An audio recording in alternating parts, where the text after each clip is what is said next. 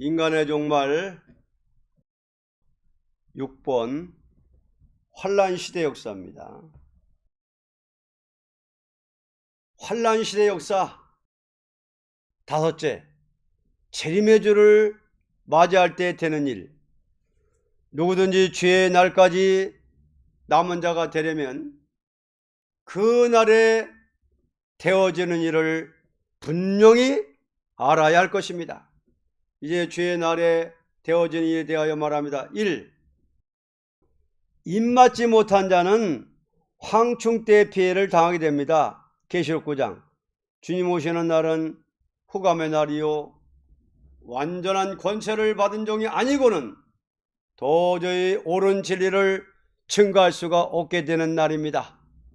그날에 남은 자가 되려면 머리에 하나님의 완전한 인의 영감을 받아야 합니다.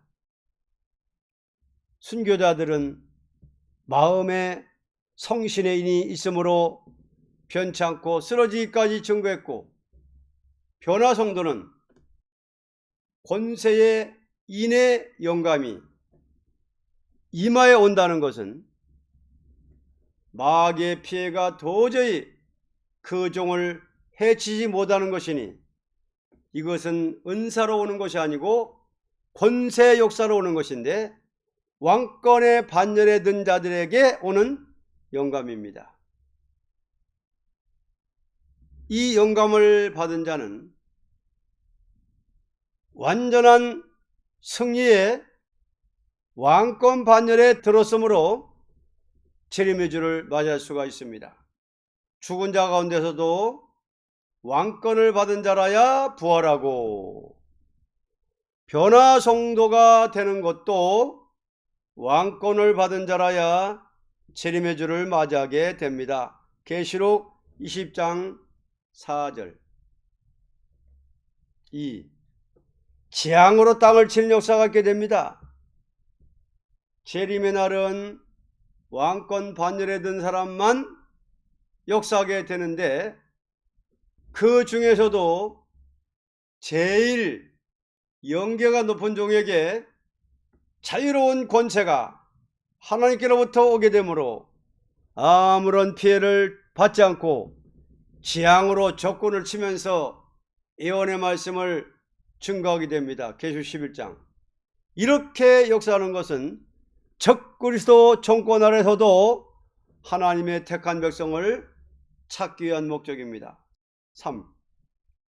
전무후무한 환란이 오게 됩니다. 이 환란은 인력으로 막을 수 없는 환란입니다. 이사야 24장. 이 환란으로 말미암아 재림의 주를 맞이하는 참된 종들이 누구라는 것을 완전히 알게 됩니다. 변화 성도는 환란이 올 때에 역사가 강하게 일어나므로 능히 승용사로 남은 자가 되지만, 그 밖의 사람들은 어찌할 줄 모르고 말씀을 증거하지 못하고 쓰러지게 됩니다. 이 환란은 권세 역사하는 종들이 적그리스도 나라와 싸우게 되는 환란입니다. 이 싸움이라는 것은 사상적으로 대립된 싸움인데, 포로된 자를 해방시키고 구출시키는 역사가 됩니다. 이사야 43장. 4. 촛대교회만 남게 됩니다. 이 촛대교회라는 것은 주거 천당을 목적으로 하여 복음을 전하는 교회가 아니고, 대환란 가운데서 구원받는 복음을 증거하는 남은 교회로서 그 시대 사람에게 빛을 나타내는 교회입니다. 이 교회로 말미암아 환란이 올 때에 피난처가 됩니다. 어느 교회나 재림의 주를 맞이할 사람은 극히 소수이므로 새로운 단체가 나와 새 시대를 목적하고 싸우는 데서 큰 역사가 촛대교회에 있게 됩니다. 언제나 큰 역사라는 것은 인력으로 난국을 돌파할 수 없을 때에 일어나는 것입니다. 미가 7장 스가랴 12장. 5. 휴고를 받게 됩니다.